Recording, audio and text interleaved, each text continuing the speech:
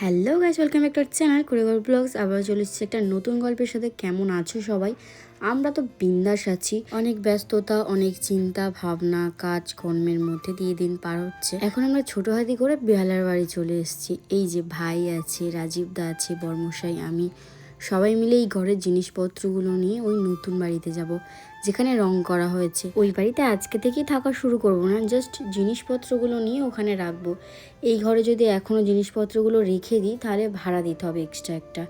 তো যাই হোক, এখন আমাদের রাজীবদা মোটামুটি অনেকটা গুছিয়ে দিয়েছে, আর আমি চা করে এনেছি আর নিজের জন্য একটু মুড়ি মাখা নিয়ে এসেছি। ওই বাড়িতে কখন থেকে বসে আছি যে তাড়াতাড়ি যাব, তাড়াতাড়ি চলে আসবো, কিন্তু সেই বেলা হয়ে গেছে। আমাদের কাজ শুরু হয় বেলাতে, কি আর বলি বলো। এই যে বড়মশাই চলে এসছে গাড়িটা ঠিকঠাক জায়গায় রেখে। অ্যাকচুয়ালি চারিদিকে তো সরু গলি, কোথায় রাখবে কি হবে, সেই জন্য একটু চিন্তায় আমিও ছিলাম। এসেই প্রথমে দেখছে অনেক গোছানো হয়ে গেছে, তাই নিজেও তাড়াতাড়ি করে কম্পিউটার গুছিয়ে ফেলেছে। ওরা কিন্তু জিনিসপত্র রাখা শুরু করে দিয়েছে, আর আমি এদিকে রান্নাঘর গোছানো শুরু করে দিয়েছি। অনেক জিনিসপত্র, অনেক কাগজ, বোতল, কি নেব কি নেব না, মানে সবই তো নিতে হবে। ওই আর কি কাগজগুলো, বোতলগুলো নিয়ে কি করব। আর এই যে বড়মশাই প্লাস্টিকটা দেখালো, এর মধ্যে আমাদের বিয়ের মালা আছে। এগুলো বলেছিল হয় মাটিতে পুঁতে দিতে, না হয় গঙ্গা জলে ভাসিয়ে দিতে, যাতে কেউ কোনো ক্ষতি না করতে পারে। আর আমরা দুটোর মধ্যে কোনোটাই করিনি। কি করে করবো এত ভিতরে প্লাস্টিকটা চলে গেলে। আর এই যে ওপর থেকে গাছগুলো নামিয়েছে, দেখো কি সুন্দর ফুল হয়েছে। আর এই জবা ফুল গাছটাতে কুঁড়িও হয়েছে। এখন ওখানে ফুল গাছগুলো রাখা নিয়ে একটু চাপে থাকবো, তবে গাছগুলো তো নিয়ে যেতেই হবে। গাছগুলো নামিয়ে নিয়েছে বর্মশাই, এখন পাখাটা নামাচ্ছে। আমি মোটামুটি অনেকটাই বয়েছি, বড়মশাই বয়েছে, ভাইও বয়েছে, রাজীব দাও কিছু বয়েছে। সবাই মিলে কাজ করেছি বলে অনেক তাড়াতাড়ি কাজ হয়ে গেছে। 4 ঘন্টার কাজ 2 ঘন্টায় মোটামুটি শেষ হতে যায় আর কি। সব কিছু বই হয়ে গেছে। না, একটা জিনিস বাকি আছে, যেটা বড়মশাই নিয়ে আসছে। এত জিনিসপত্র আর এই যে ব্যাগটা ঠাকুরের, এটা আমি সামনে নিয়ে বসবো। এখন দেখছি বড়মশাইরা লাস্ট জিনিসটা নিয়ে আসছে। এর মধ্যে আমাদের শোয়ার যে জিনিসপত্র মোটামুটি ভালোই ভারী আছে, বালিশ, কাঁথা, কম্বল। যে তোষকটা পেতে শুতাম, ভারী তো হবেই। ভাইকে আর বড়মশাইকে জিজ্ঞাসা করছিলাম কেমন লাগলো বই করতে, বললো ভালোই লেগেছে, কষ্টটাও খুব বেশি হয়েছে। সবাই বলছে কালো হয়ে গেছে। আমি না না, রোদ্দুরের জন্য ওরকম লাগছে। অবশ্য রোদ্দুরের তেজটা কিন্তু খুব ভালোই দিচ্ছে এই সময়, গরম তো পড়েই গেছে, তাই না? 1 বছরের ছোট হাতি এতটা ভর্তি হচ্ছে, যদি আর 2 বছর হতো কত কি হতো। বড়মশাইরা সবাই উঠে গেছে, আমি টাটা করে দিচ্ছিলাম। তারপর আমি নিজের সামনে বসে চিন্তা করতে করতে আসছিলাম যে কোথায় কি রাখবো, কিভাবে ঘরটা সাজাবো। এসব চিন্তা করতে করতে কখন যে চলে এসেছি বুঝতেই পারিনি। বড়মশাইরা তো মাল বই শুরু করে দিয়েছে। আমি গিয়ে ঘরের দরজাটা খুলি, তালা দেওয়া ছিল, দিদিরাই তালা দিয়ে রেখেছে। চাবিটা নিয়ে দরজাটা খুলে দেখছি ঘরের কালারটা বেশ ফুটেছে। যখন আবার জিনিসপত্র গোছাবো তখন আবার ঘরটা অন্যরকম লাগবে। এখন একটু ফাঁকা ফাঁকা লাগছে। আমাদের কিচেন, বাথরুমটা বেশ বড়। এখানে একটাই সমস্যা, মশার, তার জন্য ব্যবস্থা করতে হবে। ঘরটা একটু অন্ধকার মতো তোমাদের লাগতেই পারে, তবু আমার সুবিধা এখানে থাকা। বর্মশাই বিয়ে বাড়ির যত ক্যামেরার কাজ আশেপাশেই হয়, তো এখান থেকে টুক করে চলে যাবে, টুক করে চলে আসবে। দেখতে দেখতে সবাই মিলে হাতে বেঁধে সব কিছু বয়ে নিয়েছি, পুরো কমপ্লিট। এই যে দেখো, আর এই টেবিলটা বর্মশাইয়ের কম্পিউটার রাখার জন্য মায়ের বাড়ি থেকে নিয়ে এসেছি। এতগুলো জিনিসপত্র, ঘর তো এখানেই ভর্তি হয়ে গেছে। এবার বাড়ির দিকে যাক, অনেক বেলা হয়ে গেছে। রাজীবদা বাড়ি গিয়ে স্নান করবে, আমরাও তো স্নান করবো। কিছুই করা হয়নি, খাওয়াও হয়নি। এখানে বর্মশাই গাড়ি চালাচ্ছে, প্রথমে তো ধাক্কায় দিয়ে দিচ্ছিল। রাজীবদা, রাহুল সব ভয় পেয়ে গেছিলো। তারপর রাজীবদা বলছে তুই আমাদের ছেড়ে দে, তুই পরে একা একা চালানো শিখিস, এখন আমাদের বাড়ি যেতে হবে, দেরি হচ্ছে। আর আমি আয়না দিয়ে দেখছি ও মোটামুটি কি ভালোই গাড়ি চালাতে পারছে, তবে প্রথমবার তো খুব স্লো। কদিন চালালেই একদম 4 চাকা চালানোর মাস্টার হয়ে যাবে।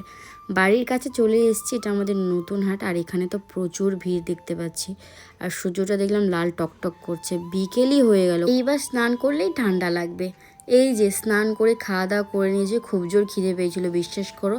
আর ঠান্ডা আমার ভালোই লাগছে, সেই জন্য আমি চাদর গায়ে দিয়েছি, আর বড়মশাইকেও হুডি পরিয়ে দিয়েছি। এখন কিন্তু দিন রয়েছে একটু একটু, তবে 20-22 মিনিটের মধ্যে অন্ধকার হয়ে যাবে, এটা শিওর। এখন 3 জনে মিলে বান্ধবীর বাড়ি যাব। রাস্তায় ফুচকা দোকান দেখতে পেয়ে কে আটকায় বর্মশাইকে। আমিও একটু ভাবছি অনেকদিন ফুচকা খাইনি, খাবো। ফুচকা খেলেই শরীরটা খারাপ করে, তবুও খাওয়ার লোভ ছাড়তে পারি না। ফুচকা খাওয়া হয়ে গেছে, এখন একটা মিষ্টি দোকান থেকে একটু মিষ্টি নেওয়া হলো। বান্ধবীর বাড়ি যাচ্ছি অনেক দিন পর, একটু মিষ্টি না নিয়ে গেলে হয়। রাধাদিই বললো মিষ্টিটা নেওয়ার জন্য। নেওয়ার পরে বান্ধবীর বাড়ির কাছাকাছি প্রায় এসেই গেছি। আর চারিদিকটা পুরো জঙ্গল, অন্ধকার দেখতে পাচ্ছি। মানে দূর দূরান্ত কোনো বাড়ি নেই, পুরো একটা গ্রামের মধ্যেও থাকে আর ফাঁকা জায়গা। আমি বললাম তোর ভয় লাগে না? বলে না, এই যে গোপাল আছে। আর আমরা ঢুকেই দেখছি ওর ভাই সন্ধে দিচ্ছে, সবাই প্রণাম করলাম, তারপরে ঘরে গিয়ে অনেক গল্প করলাম, আমাদের প্রসাদ দিল, সন্দেশ দিল, মিষ্টি দিল, সেগুলো খেলাম। তারপর আমাদের ডাকলো রান্নাঘরে বসার জন্য। এসে দেখছি ও লুচি ভাজার সব জিনিসপত্র রেডি করছে। ও তো প্রথমে আমাদের বারণ করলো, বললো একা একাই করে নেব।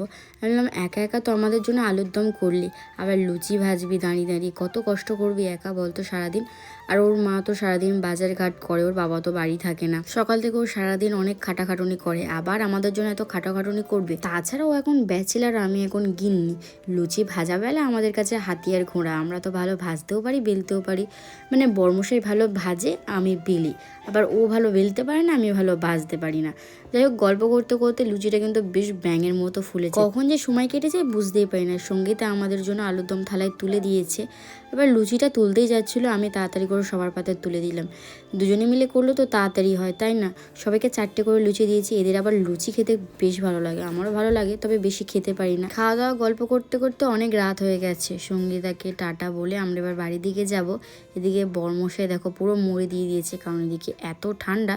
আমাদের এদিকে কিন্তু অতটাও ঠান্ডা নেই, এদিকে যতটা ছিল আর কি। বাড়িতে এসে দেখছি মা অধিবাসে যাওয়ার জন্য বেরোচ্ছে। আমাদের এখানে হরিনাম ধুমধাম করে হয়। আর এই যে এটা আমাদের বাড়ির পাশের গেট, এখনও পুরো কমপ্লিট হয়নি। আর ওপারেও একটা মেন গেট আছে, সেটা তো পরের ভিডিওতে তোমরা দেখতে পাবে। এখন আমরা যাচ্ছি অধিবাসে হরিনাম কাল থেকে। আমি, মামি, মা, মামির নাতি সবাই মিলে। বাচ্চা দুটো কিছু বোঝে না, তবে গিয়ে আনন্দ তো করে, এমনিতেও যেখানেই যায় বাচ্চাগুলোকে সাথে নিয়ে যায়।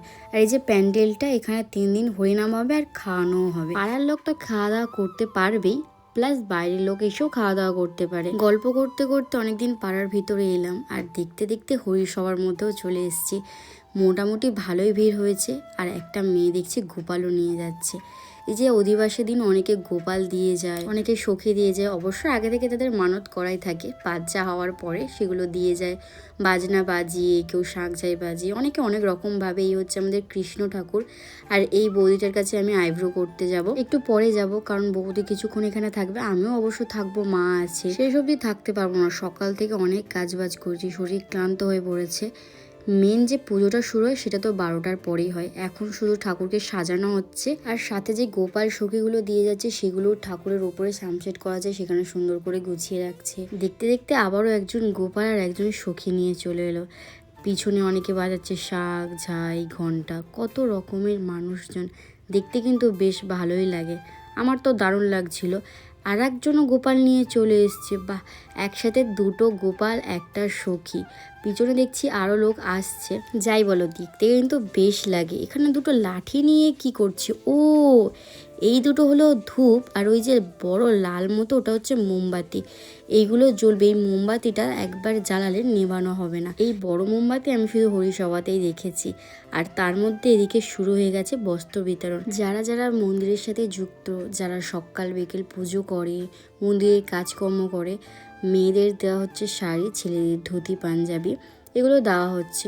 এগুলো প্রত্যেক বছরই দেওয়া হয়। আবার এই বছর আছে স্পেশাল শোভাযাত্রা, যেটা 4-5 বছর অন্তর একবার হয়। তাই এবারের হরিনামটা আমাদের কাছে খুবই স্পেশাল। এই যে দেখো, বস্ত্র বিতরণের রাজীবদার মা দাঁড়িয়ে আছে। রাজীবদার মা প্রত্যেক দিন সকালে পুজো করতে আসে, বিকালে পুজো করতে আসে। রাজীবদার মাকেও একটা শাড়ি দেওয়া হয়েছে। আর শাড়ি নেওয়ার পরে সবাই হরি হরি বলো বলছে, এত ভালো লাগছিল দেখতে। আর এই যে আমাদের রাজীবদার মেয়ে, রাজীবদার মেয়ে পুরো রাজীবদার মতো না, একদম ডিটো। আর পাশে নীল চাদর পরে যে ছিল সেটা হলো আমার মামি, নিজের মামি। তারপর আমি চলে এসেছি আইব্রো করতে। পিঙ্কিদি বাড়ি গিয়ে ফোন করলো, নাম তো বলা হয়নি, অ্যাকচুয়ালি পিঙ্কিদি বলে বলে অভ্যাস, তো যে বৌদিটাকে দেখালাম সে।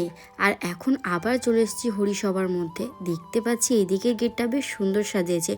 অনেকটা রাস্তা অনেক রকমভাবে সাজানো থাকে, পুরোটা তো পরের ভিডিওতে দেখাবো। এখন অত দূর যাবো আসবো, তাছাড়া ওদিকে পুরোটা এখনও কমপ্লিট হয়নি। এই যে মেন গেট দিয়ে সবাই আসে, তারপর এখানে হরিনাম শোনে। দেখতে পাচ্ছ চারিদিকে ফুলের যে তোড়াগুলো রাখা আছে, এইগুলো এখনও লাগাবে, সেটিং করবে, অনেক রকমভাবে সাজানো হবে। আপাতত এখন সবাই মিলে অধিবাসের জন্য অপেক্ষা করছে। আমি বাড়ির দিকে যাব, যাওয়ার পথে দেখছি এখানে কত ডালা জমে গেছে, এখনো আরো জমতে পারে, অনেকে গোপাল নিয়ে আসতে পারে। রাত যেহেতু বেশি হয়নি, শুরু তো হবে সেই 12টার মধ্যে। আমি এখন বাড়ির দিকে যাই। একা একা আমি এতটা আসতে পারবো না, মাঝে একটা ভয়ঙ্কর জঙ্গল আছে, তাই দাদাদিকে নিয়ে এসেছিলাম। গল্প করতে করতে বাড়িতে চলে এসেছি, দেখি বর্মশাই কি করছে। আচ্ছা, গেম খেলা হচ্ছে। কতবার বলেছিলাম আমার সাথে যাওয়ার জন্য, গেল না। যাই হোক, রাতে কি খাবো সেটাই দেখি। আর সারাদিন অনেক কাজ করে ক্লান্ত। তোমাদের ভিডিওটা কেমন লেগেছে তোমরা জানিও। লাইক কমেন্ট শেয়ার সাবস্ক্রাইব করে দিও। দেখা হবে নতুন গল্পের সাথে। টাটা।